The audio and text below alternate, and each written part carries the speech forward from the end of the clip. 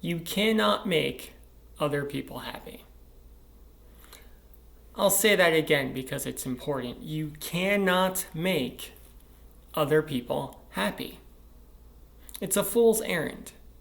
Now, to be clear, we as Buddhists, and frankly as human beings, we have a responsibility to ensure that we are not causing harm, that we are not creating the causes of suffering for ourselves or others.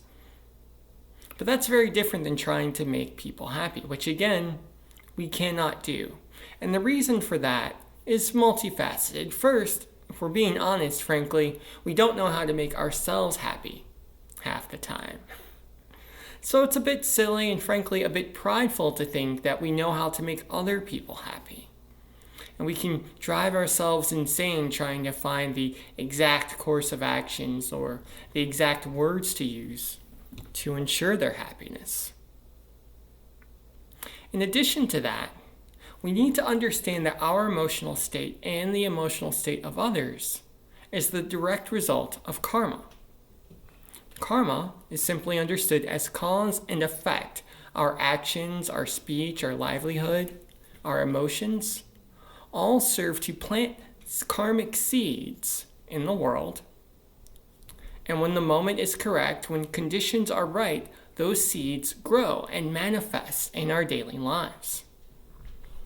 Sometimes that happens in the present moment, but sometimes those seeds are planted days, weeks, months, even years in the past. So, for example, maybe we watch a movie that's sad and thus we become sad. Maybe a friend we haven't heard from in a while calls us, and now we're happy. Maybe we see someone walking their dog, and the dog looks just like the one we used to have, which died a few years ago. Now we feel sad, not because they did anything wrong, just because it's time for those seeds to manifest. Or maybe we're having a lively discussion with a friend, and their voice raises just a little too much. Their tone changes a little too much, and suddenly we're angry. Again, not because our friend did something wrong necessarily, but because when we were in high school, we had a bully. And that bully used that precise tone of voice when they used to torment us. Now, our friend is completely unaware of this, but this doesn't change the way our mind feels in that moment. We can go back even further with our karma to past lives. Maybe we were a monk or a nun in a past life. We lived in a temple, we died in a temple, so when we walk into a Buddhist temple for the first time in this life, it feels very natural, very comfortable. We walk in and we intuitively know what to do in the meditation hall. Again, karma from a past life manifesting in this one, changing our mental state. Now, once we understand how complex our mental state can be, how complex not just our happiness, but all of our emotions actually are, it becomes obvious why we can't make other people happy.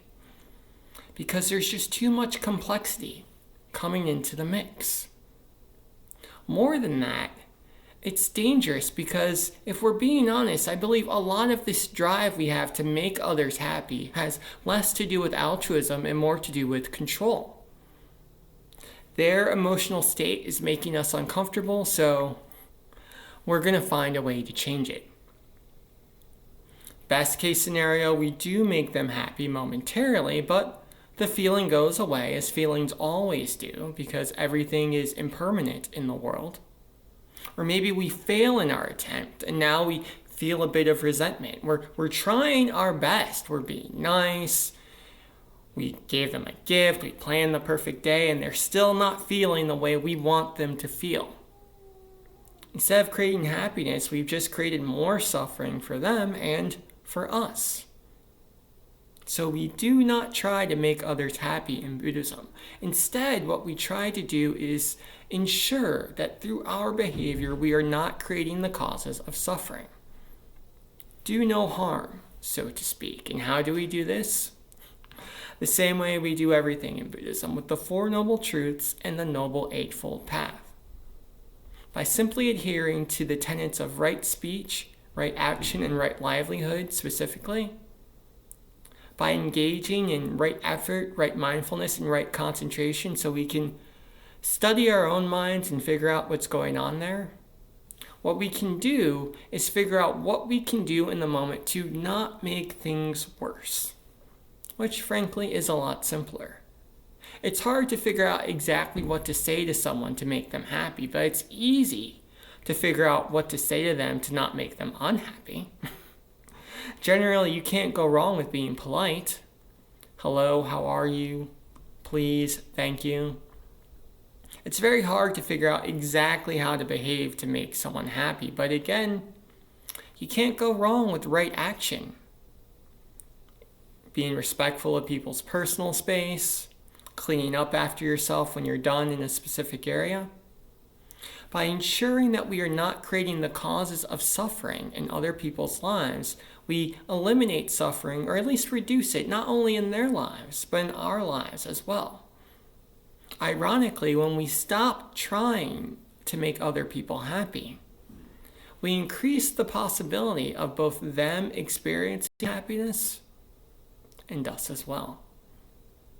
Amitabha.